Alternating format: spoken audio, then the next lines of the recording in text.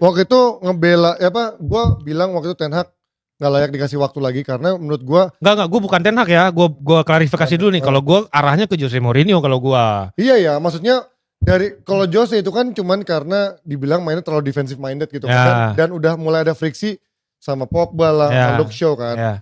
Nah gue tuh justru makanya dulu ngebela Ole, karena menurut gue pasca Ferguson tim paling enak ditonton itu eranya Ole, yang zaman Bruno lagi main counter cepat itu kan. Betul, even bukan cuma Brunonya, Martial gacor, Rashford gacor, even sampai Greenwoodnya juga gacor belakangan.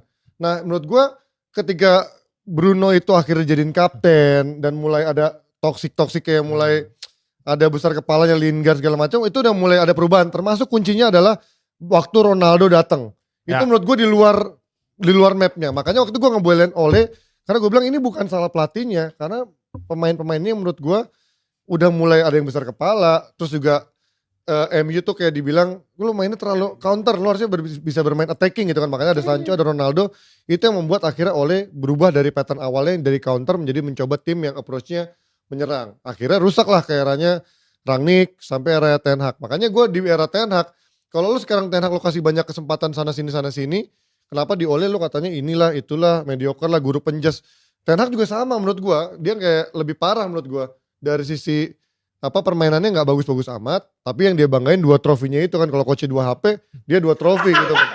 Anjing 2 trofi tapi trofinya gituan gitu kan. Tapi ya situ yang menurut gue, emang menurut gue di awal-awal era Jose menurutnya kalau dilanjutin mungkin nggak akan separah ini menurut gue. Nggak akan peringkat 15 gue yakin di era Jose.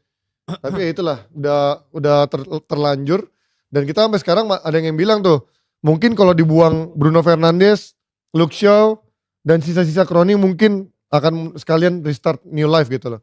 Ya cuman kan kita nggak ada yang tahu kan akan seperti apa kalau Bruno cabut, apakah akan lebih better atau enggak.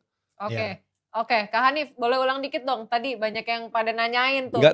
Tadi pada prinsipnya yang Kudus itu. Kudus bilang Ten Hag itu pelatih oke, tapi dia nggak bisa komen karena dia nggak tahu apa yang terjadi di Leverkusen dan di MU. Di Leverkusen dan di MU. Ya. Tapi sepanjang dia pengalamannya bareng, itu pelatih oke.